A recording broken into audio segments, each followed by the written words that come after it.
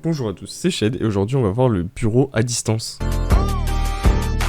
Tout d'abord, on va vérifier du coup la version de notre Windows. Il existe plusieurs versions. Dans mon cas, là, l'exemple que je vais prendre, je vais faire connecter un Windows 10 Family sur un Windows 10 Pro. Donc avec un Windows 10 Pro, on peut se connecter et se faire connecter, sachant qu'avec un Windows 10 Family, on ne peut pas s'y connecter dessus en bureau à distance. Car tout simplement, si on va dans les paramètres de notre Windows 10 Family, on peut s'apercevoir qu'on n'a pas les paramètres pour autoriser la connexion bureau à distance. Mais on peut tout de même l'utiliser afin de pouvoir se connecter à d'autres ordinateurs qui sont sur le même réseau. Et oui, car cette technique marche si vous êtes sur le même réseau. Dans ce cas-là, si vous n'êtes pas sur le même réseau, je vous conseille d'utiliser l'application TeamViewer. Attention, c'est tout de même possible, mais ça sera beaucoup plus long car il va falloir que vous installiez un VPN et que vous créez du coup un réseau privé. Du coup, l'ordinateur distant se connecte au VPN afin de pouvoir se connecter sur votre PC en connexion à bureau à distance. Mais bon, ça serait beaucoup trop long, donc c'est pour ça que je vous conseille d'installer TeamViewer et ça prend carrément 3 secondes. Attention, quand je parle de VPN, ce n'est pas NordVPN mais plutôt un VPN, donc un réseau virtuel privé que vous allez créer au sein de votre box qui va permettre du coup aux utilisateurs qui sont à l'opposé de se connecter et du coup ils vont utiliser votre réseau et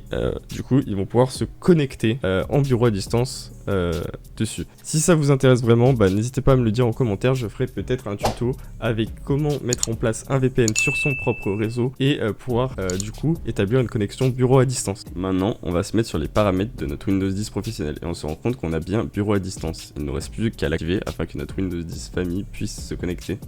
Pour trouver ça, vous allez taper ici pour rechercher, vous tapez NLA. Du coup, ça vous renvoie dans les paramètres. On voit bien qu'on a du coup mode développeur, détection des appareils et là on a un bureau à distance. Ce que vous n'avez pas si vous tapez la même chose sur un Windows 10 Family. Ça va vous ramener vers les paramètres, mais on n'aura pas du coup la section bureau à distance. Maintenant, on va cliquer sur afficher les paramètres. Ça va nous renvoyer du coup sur l'utilisation à distance et du coup, dans mon cas, il est coché à ne pas autoriser les bureaux à distance. On va l'autoriser, mais vous n'autorisez pas le NLA car vous n'en avez pas besoin, vous n'êtes pas en entreprise, vous êtes sur un réseau local, c'est-à-dire chez vous, donc il n'y a aucune utilité à l'activer. Maintenant vous faites appliquer et ok. La dernière étape maintenant, ça consiste à récupérer l'IP de votre appareil sur le réseau, donc l'IP par exemple moi du coup de mon Windows 10 Pro, du coup la commande IP config. Du coup je vais avoir une IP en 192.168.1.1, mais ça du coup ce n'est pas ma vraie carte, donc là on voit que c'est la carte Ethernet de VirtualBox qui est un logiciel pour